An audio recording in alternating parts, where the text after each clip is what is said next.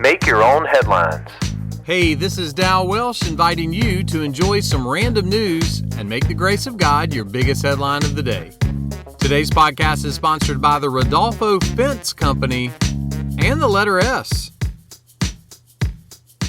So have you ever needed a little nudge? I have a loved one that recently had a health episode and spent almost 24 hours in the emergency room. Thankfully, they are doing well.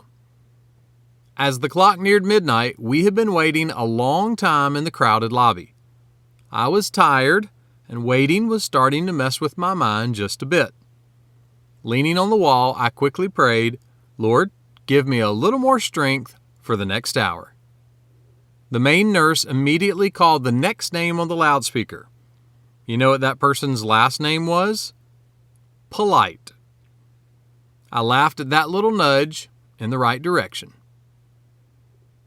You know what you call a boat full of polite football players? A good sportsmanship. You know how you can be polite when you pick up your drink at the coffee shop? Tell the barista, "Thanks a latte." The Apostle Paul was writing to some folks in a place called Colossae, and he gave this simple challenge: let your speech always be gracious. Being polite is super nice, but being gracious means that you are speaking in a way that draws attention to the grace of God. Someone put it like this: let your words be gracious and attractive. It's hard to live it and talk it if you don't love it. So fall in love again with God's grace.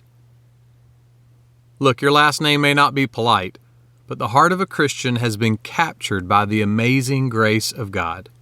So, fall in love with God's grace. And may your speech have a lot of thanks a latte.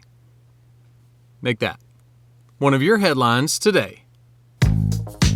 Make Your Own Headlines is a little smidge of encouragement from Holland Avenue Baptist Church. Tune in Monday to Friday wherever you listen to podcasts.